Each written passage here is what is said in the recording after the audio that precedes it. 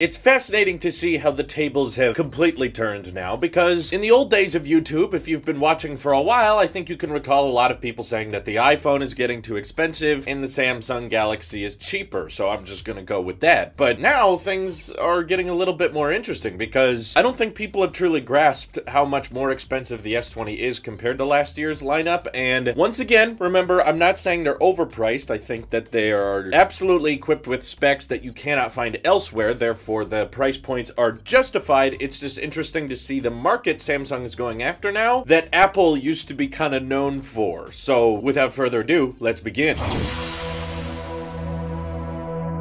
What's interesting is last year's lineup with the Galaxy S10, they actually started it out at around $750 because Samsung saw some success Apple was experiencing back with the iPhone XR, also priced at $750, and they figured, hey, well, if Apple is selling pretty well in that segment, then we should probably try to do that with our lineup as well, despite Samsung also selling lots of other mid-range and super cheap options. Apple doesn't typically do that, so either way, Samsung decided to have a diversified lineup with options kind of for everybody. One thing a lot of people forgot was that on the S10 lineup, you could actually configure up to a terabyte of internal storage. Can't do that with the S20, which is somewhat interesting. I think it's because the price points were already getting so high as it is. Given the starting price, at least in the United States, I know it's different overseas, but in the US, the Galaxy S20 lineup starts, okay, at the absolute cheapest at $1,000. And it really feels like they don't want you getting that one because you're locked in with one storage configuration,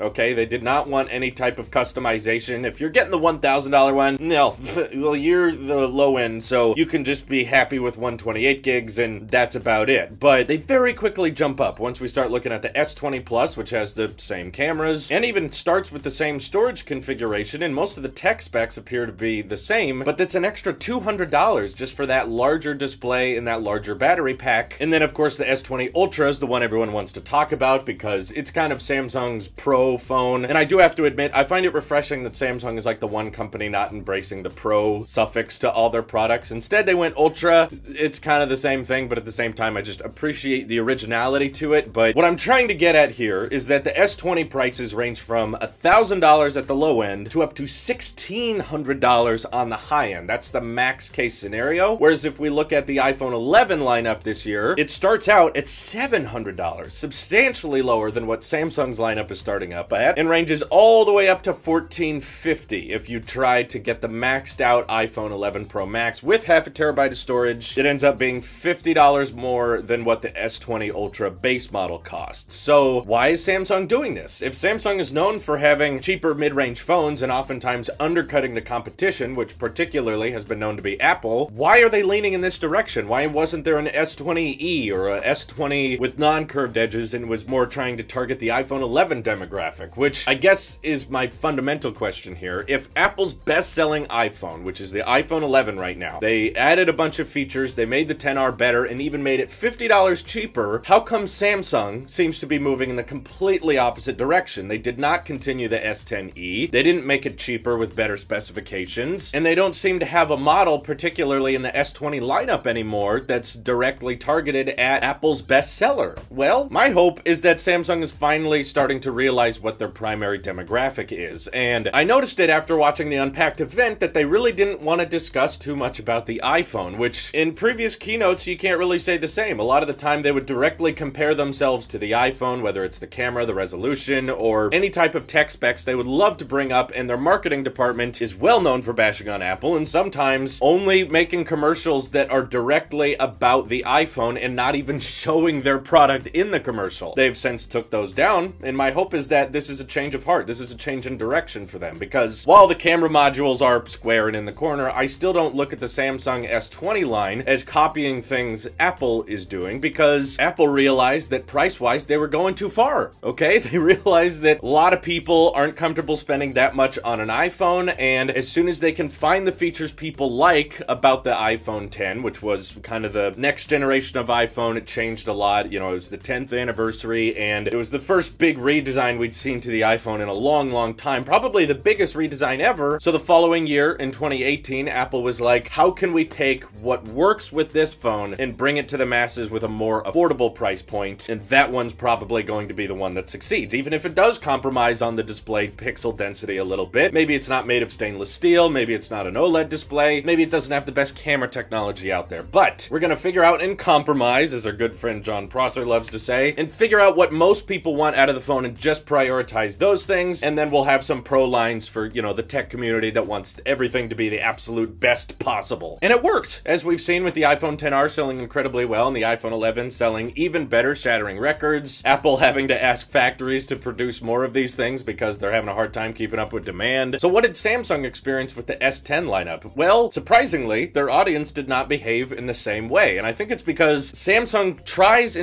to think that they're doing exactly what Apple is doing, but honestly, they're not. They're a completely different business model that profits a lot off of state funding and also manufacturing lots of different phones and manufacturing parts and for other makers in the smartphone industry, to the point that when they do a lineup that's somewhat similar to Apple's, it was a little bit more complicated with the S10 lineup, but when they make something like the S10e, which is a direct response to the 10R, it didn't actually sell that well. They did not really see much customer demand for it, and that's because Samsung Galaxies are, believe it or not, it's not their top-selling model. That's not where most of Samsung's profit comes from. However, with Apple, those high-end iPhones, that is where a lot of their revenue and most of their profit come from, is still the iPhone and sales of that hardware, and of course with the software mixed in. Whereas the Samsung fan base, I think, is far more interested in words on paper, specifications, and making sure they crush the competition with those higher numbers, whether it be megapixels, whether it be battery capacity, whether it be screen size or pixel density. Samsung has always nailed stuff on paper, and I think they finally realized that they just need to lean into that because they have those mid-range, they have those lower-end phones, and those typically sell a lot better than their high-end S line. And given they didn't see much success with the S10e, they decided, you know what? Let's lean into this a little bit. Let's go completely in the opposite direction. And given they haven't been raking in too much profit in recent quarters, they decided to start targeting the higher-end demographics. Even if it is more than the Apple iPhone, they know their true demographic cares about having the best specs out there, even if they are quite expensive. And I think Samsung's handling it pretty well with their trade-in values. They're offering $700 towards anyone who wants to trade in an 11 Pro or even an 11 Pro Max. And same thing with the Note 10. They're offering $700 towards your next Samsung. Granted, with the S20 Ultra, it's still $700 even if you traded in a very recent smartphone. Gives you perspective on how expensive it is, but I'm actually excited for this change in direction because I think we need more diversity in the smartphone market, and Samsung acting like Apple is their main competitor and that they're losing all sales to the iPhone, I think is just an endless battle because people who are comfortable with iOS and that Apple ecosystem, they're not interested in changing. Even if Android does get better with time, they're just comfortable with what they have, and I think Samsung needs to lean into what their target demographic is, and what Samsung's true competitor is probably going to be eating into their sales far more is OnePlus. Once their next model comes out, and it's more than likely going to have 120 hertz, potentially even wireless charging, that's when a lot of people are going to be like, is that S20 really worth it? So the fundamental interesting thing about how Apple and Samsung have combated each other over the years is that now, with their most recent lineups, the average price of an iPhone decreased, okay? 11 Pro, 11 Pro Max, same price as last year, that didn't change, and the iPhone 11 was $50 cheaper than the iPhone XR. So the overall average cost did go down, and with Samsung, the overall cost of the Galaxy S10 series was much lower than that of the S20 series, which starts at $1,000, ranges up to $1,600, and honestly, when you're going through that checkout process, it really feels like they want you to get those higher-end $1,200, $1,400 models, which to me just shows companies realizing what people want, and whichever method is going to end up selling very well, I mean, we'll see in time, but I think what Samsung is realizing is when it comes to their premium line, their S-series, their flagship phones, they have to just go for the higher profit margin at this point, because even if they do try to undercut the competition, or even if they do try to match Apple with price, people are still going to be comfortable with iOS, and that software is ultimately what's going to keep them over there. So if you're going to be your own thing, if you're going to be individualistic, it just makes the most amount of sense to say, hey, we don't have a huge fan base, but we have a loyal one, so let's give them the best phone they possibly can. And I'm not against that personally. I think that Apple's probably going to see much more success with their strategy because they depend a lot more on iPhone revenue than Samsung depends on Galaxy S revenue. So this is good. This is when we get a diverse market of smartphones and you have companies like Samsung that are like, we don't care how expensive we make the phone. phone. We just want it to have the best overall specs. And that way, you know, it's kind of a lot harder to compare an S20 to an iPhone because there's kind of fewer categories now where they line up price-wise. I know that the S20 and S20 Plus line up with the iPhone 11 Pro and 11 Pro Max a lot better, but when you have things like the S20 Ultra, which is the star of the show, people don't know what to compare it to because there's almost no other smartphone on the market with a price point that high. So when you use the argument of, well, the S20 Ultra does this that no one else can do, everyone goes, well, yeah, but no other phone is asking for that much. So to each their own, basically. It supports the idea of people prioritizing what they want in a phone, and if you think the $1,400 is extremely reasonable, then that's great. You have an option now. You have a phone that can actually deliver on all those specs, and don't get me wrong, it's one that I'm personally very interested in trying out. I think that price is justified. I don't think they overpriced it. While at the same time, the iPhones can offer a lot of cool stuff that people prioritize at a much more reasonable price point. And when you say that out loud, it just sounds weird. Apple's the budget option now, but ultimately, I'm happy to see the market go in this direction. So what do you guys think? Feel free to hit me up on Twitter, join my Discord, and we can talk more about it there. But personally, I defend Samsung so much yesterday and in today's video because they're doing a lot of things that I want the iPhone to do, you know? I want that 120 hertz, I want USB-C, I want more video options, and they're doing that. It's just the software and the platform